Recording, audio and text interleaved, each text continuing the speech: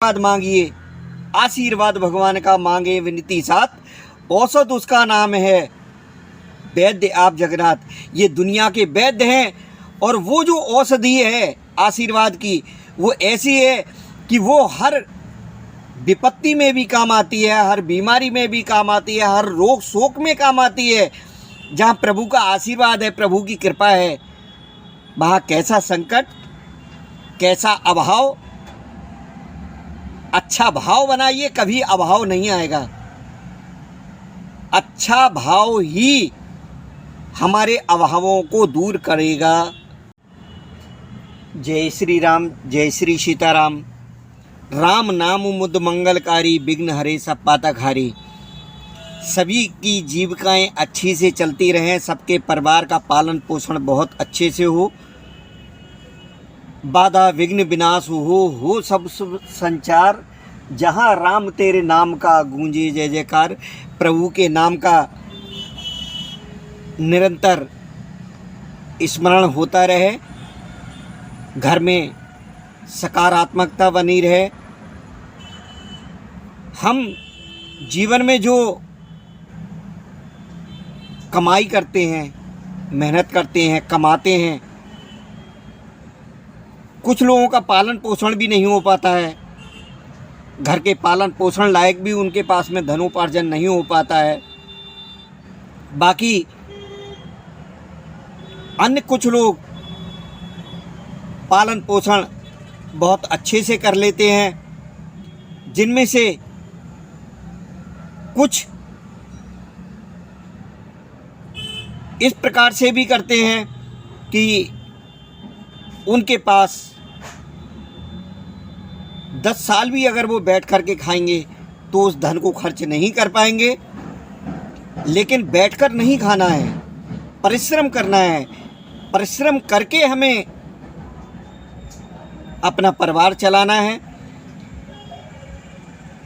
व्यर्थ का जो लूटपाट का, दूसरों का दिल दुखा करके धन इकट्ठा करते हैं, धन कमाते हैं, वो कहीं ना कहीं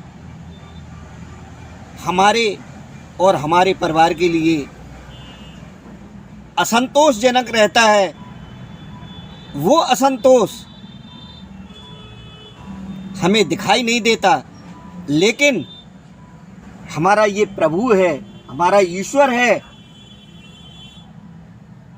वो आपकी उस कमाई से कभी खुश नहीं होगा।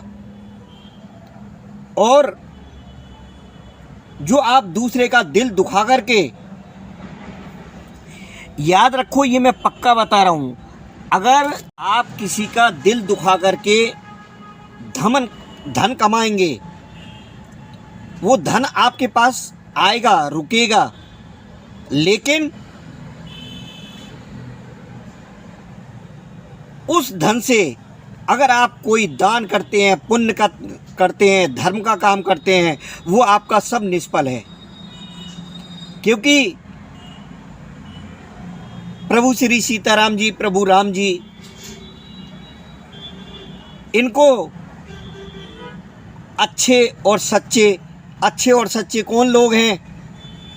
जो अपने परिश्रम से धन कमाते हैं लेकिन किसी का दिल नहीं दुखाते हैं। तो मेरी यही विनती है, यही प्रार्थना है।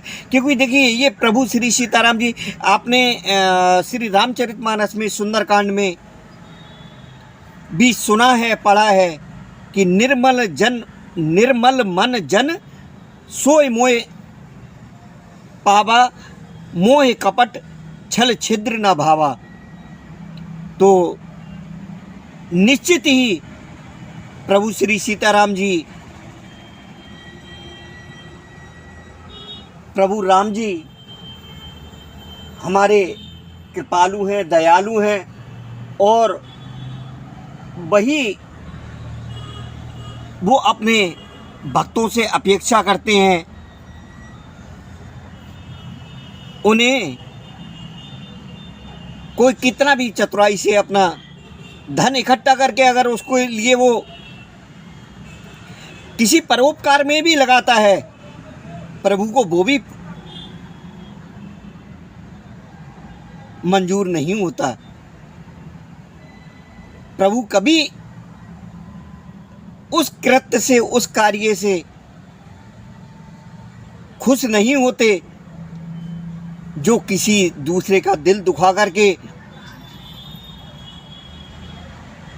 धन इकट्ठा करते हैं, और भले ही चाहे वो बाद में परोपकार करें या किसी भी धर्म का काम करें, कोई भी अनुष्ठान करें, वो सब व्यर्थ है। दूसरे का दिल दुखा करके कभी धन नहीं कमाना चाहिए।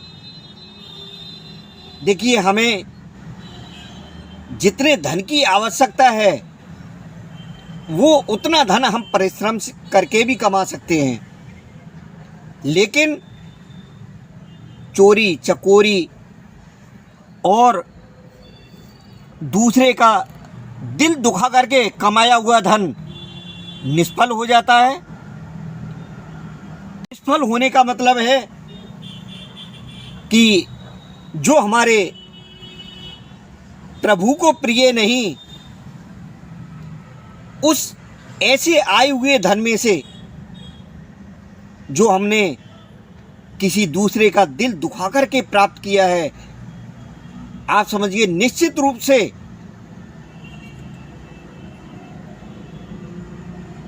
100% 100% उसका परिणाम ईश्वर की तरफ से कभी अच्छा नहीं होगा।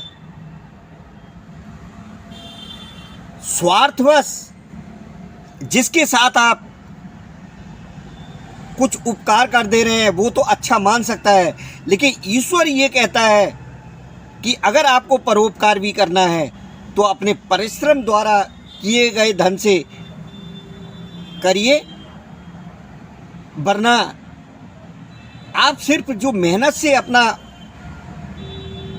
सच्चा कर्म कर रहे हैं, अपना परिश्रम कर रहे हैं, ईश्वर के लिए वो सबसे बड़ी पूजा है। क्योंकि ये हमारे हिंदू धर्म का जो सबसे महान ग्रंथ जिसमें श्री कृष्ण जी की वाणी है, वो कर्म ही पूजा मानते हैं। कर्म ही पूजा का अभिप्राय बस यही है कि बिल्कुल निश्चल कर्म हो, हमारे कर्म शुद्ध हों, हमें प्रभु के चरणों में लग करके उनसे यही आशीर्वाद मांगना चाहिए कि कार्य में परमात्मन हो तू आप सहाय, अपना आशीष दीजिए मंगल हाथ बढ़ाए। आशीर्वाद भगवान का मांगे विनती साथ, औषध उसका नाम है वैद्य आप जगन्नाथ। ईश्वर से आपको मांगना है तो धन भी मत मांगिए, आशीर्वाद मांगिए। आशीर्वाद भगवान का मांगे विनती साथ, औषध उसका नाम है वैद्य आप जगन्नाथ।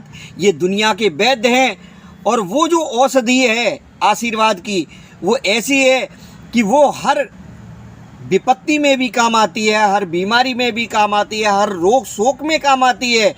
जहाँ प्रभु का आशीर्वाद है, प्रभु की कृपा है, वहाँ कैसा संकट, कैसा अभाव, अच्छा भाव बनाइए, कभी अभाव नहीं आएगा। अच्छा भाव ही हमारे अभावों को दूर करेगा। निश्चित रूप से ये मन में जो विचार आए मैंने आपके सामने रखे, और निरंतर इस तरह से रखता भी रहूँगा। मुझे आप कमेंट करके सही मार्गदर्शन कराएं, मैं भी प्रेरणा पाने का और प्रेरणा देने का मन में भाव रखता हूँ। इसी के साथ आपने अगर सुना उसके लिए बहुत बहुत हृदय से धन्यवाद। जय श्री सीताराम, जय जय श्री सीताराम, जय संकट मोचन हनुमान। जय संकट मोचन हनुमान, सबका कल्याण करना।